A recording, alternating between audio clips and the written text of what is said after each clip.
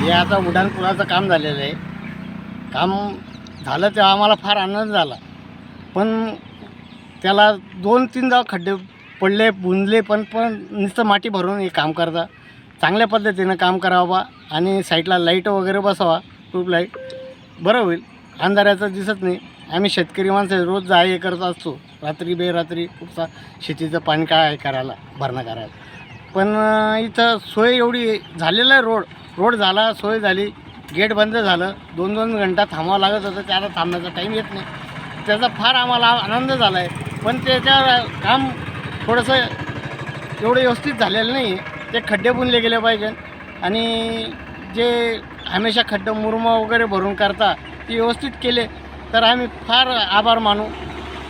ठेकेदाराचे बी आभार मानू, स्थानिक आमदारांचे आभार मानू आणि काम झाल्याबद्दल आम्हाला बी अभिमान झाला का आम्ही गर्व मोठा याच्यानं सांगू की आमच्या आमदार साहेबांनी लक्ष देऊन सर्व कामं केले बा. एवढी विनंती आहे शासनाला. किती ठिकाणी खड्डे? पूर्ण रोडाला खड्डे आहे ना साहेब. उड्डाणपूलच्या इकडून तिकडून दोघं साईडला खड्डे आहे ना. या खड्ड्यांमुळे काय त्रास होतो? खड्ड्यांमुळे आता मोटरसायकलवरून 2-4 ॲक्सिडेंट झाले.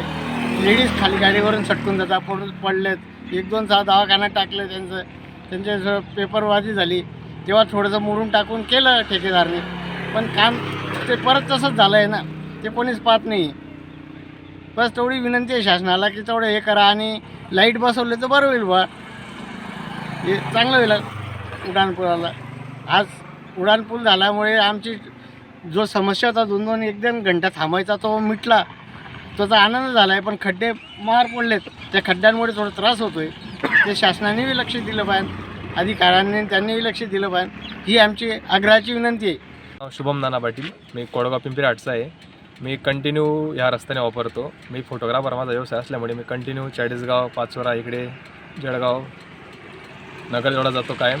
त्या रस्त्याला 1-1.5 वर्ष पण झालेलं नाही आहे. या रस्त्याची अशी अवस्था आहे, कमीत कमी 8 ते 10 वेळेस या रस्त्याचं म्हणजे परत त्यांनी दुरुस्तीकरण केलं, पण तरी पण तसेच खड्डे आहेत त्या रस्त्याला. एवढ्या भागामध्ये खूप खड्डे आहेत. मागे तर एवढे मोठा खड्डा पडला होता, इथे प्रमाणाच्या बाहेर मोठा खड्डा होता. कशी दुरुस्ती करता मग ते? काय त्यांनाच माहिती काय करता. हे कामाचं तिथे अंदाजित रक्कम जर ऐकली ना, माणसाला धक्का बसतो. ती रक्कम आहे तिथे आपण ठेवली. नेमकं हे प्रशासन काय करते ते समजायलाच मार्ग नाही, असा विषय. काय त्रास होतो या रस्त्याने जाताना? रस्त्यामुळे इथे 1-2 वेळेस बरेचसे अपघात पण झालेले आहेत. आणि मी वाटल्यास ते अपघात जे झाले लोकांना तुम्हाला त्यांचं पण बोलणं करून देईल. माझ्यासमोर 1-2 वेळेस इथं अपघात झालेले आहेत आणि समजत नाही समोरच्याला वाऱ्यांना पण समजत नाही. अचानक खड्डा मोठा डायरेक्ट गप गाडी पडते धपक्यात डायरेक्ट. असं दिवसा समजत नाही तर रात्रीचा काय? रात्रीचा विषय नाही आहे. रात्री म्हणजे रस्ता असं वाटतं की बंदच करून द्यावा, खालून वापरावा. खालून रेल्वे प्रशासनाला म्हणजे त्यांना रिक्वेस्ट करावी की तुम्ही खालचा रस्ता चालू करून द्यावा, आम्हाला वरच्या रस्ता बंद करून द्यावा. असं म्हणजे अशी अवस्था आहे रस्त्याची. काय मागणी तुमची प्रशासनाकडे याबद्दल? एक तर पूल बंद करून द्यावा, खालूनच रस्ता आपला जो नॉर्मल रस्ता तो चालू करून द्यायला पाहिजे. असं पण पूलचा काही उपयोगच नाही आहे ना. एवढे खड्डे रस्त्याला आहेत प्रमाणाच्या बाहेर, म्हणजे उपयोगच नाही.